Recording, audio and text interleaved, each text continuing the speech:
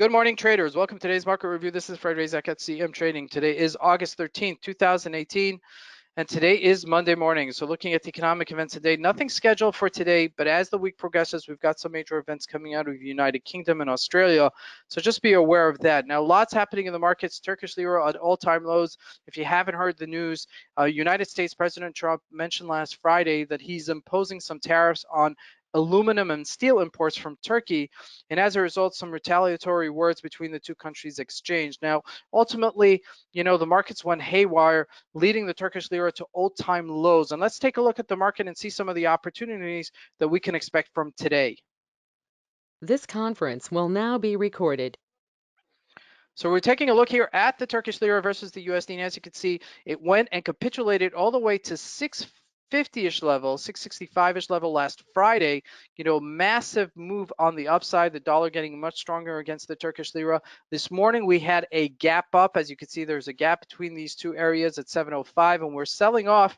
And right now, it just seems like we're so volatile. So just be aware of the fact that we have changed the margin requirements from 200 to 1, and we lowered it to 50 to 1 for your safety. So you won't be able to buy as much Turkish lira as you'd like if you're trading this particular pair, because it's been so volatile. Now, we kind of closed the gap right here. So the question is, how much further are we going to correct ourselves on the downside, okay, as the dust settles and the news is digested in the market? Okay, so right now we're trading at 674.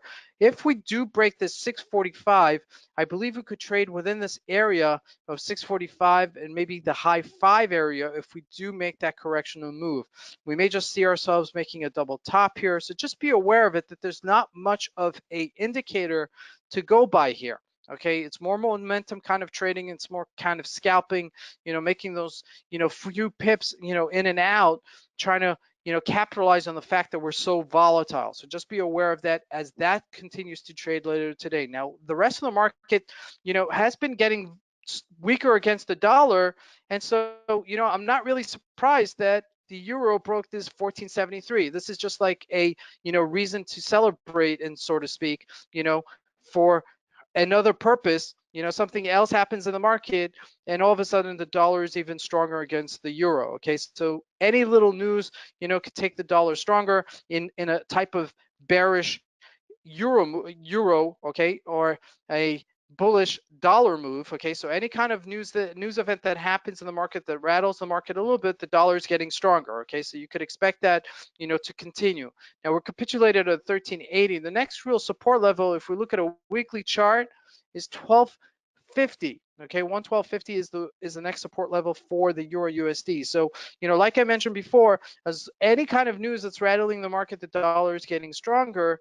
And sure enough, this is capitulating down here at 1380. So we may expect a little bit of a bounce later today, for this short covering. I'm not sure how many people are actually short this, for this to actually have a short squeeze yet, but that's something to look in as the day progresses. And the GBPUSD was very weak against the dollar last week, and we mentioned if it broke this 128, it would continue selling into the 127, maybe 126-ish level.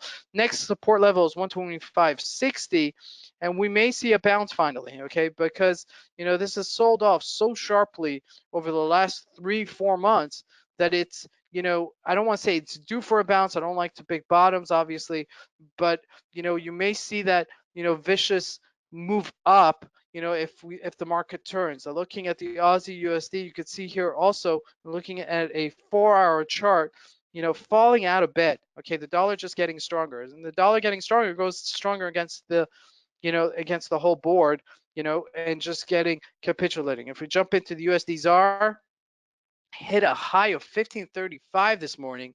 Okay, some people got stopped down very hard. Sorry to see that, but we did break above this 1363 last week. And once we broke above it, we continue rallying into the 14-ish level, and then this morning gapping up at 1429, and then really rallying all the way to 1534. So this is really struggling here. If we look at a weekly chart, you'll see that we have a little bit of a resistance here, and if we do break a hold above this 1450, we could see it go back up to the 1536. So keep that in mind. So like I said, lots of opportunities in the market.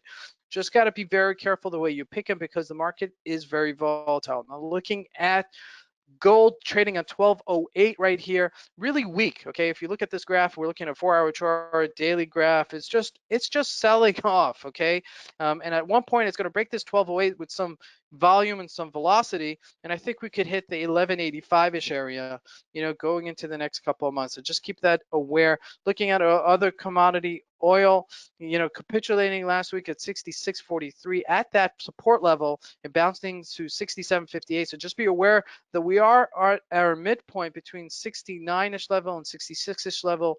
So just, nothing really to jump in right now, but just be aware that it is trading within these two ranges. The upper range 69, if it gets closer to that, look to short it. If it gets back to the 66, look to buy it, as long as it doesn't breach that support level. Now, the Dow Jones really faltered here at this 25,600-ish level. We've had this resistance several times. Okay, we've faltered once, twice, 3 times, 4 times. Okay, and so this is really a major resistance. Happens to be that we're going through this Turkish US situation, but the market doesn't like,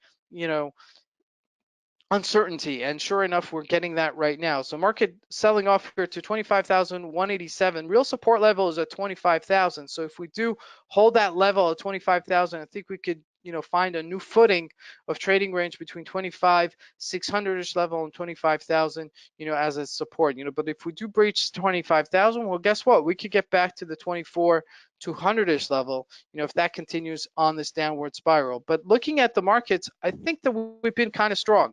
And the reason I say that, if we look at Apple computers, didn't budge from its all-time highs. That's not a real sell-off. 207.50 from 209 is a joke in terms of a sell-off. Okay, now if you look at the NASDAQ in comparison, sold off much sharply. Okay, so the Apple computer is relatively strong rest of the market, and I've seen this once before where one major company could capitulate or could bring the rest of the market higher. Okay, even though the rest of the market is really selling off and just taking that breather. So keep that in mind, or Apple will play catch up today. So that's something to keep in mind as well. So between the two, you'll have a little bit of a indication of what's really following through in terms of its strength or following through in terms of its weakness. Now, I don't like to buy a stock when the rest of the market is just tanking, especially in this type of environment. But if the market does start turning around, then Apple may bring that component even higher. So just be aware of that as that continues to trade later today. So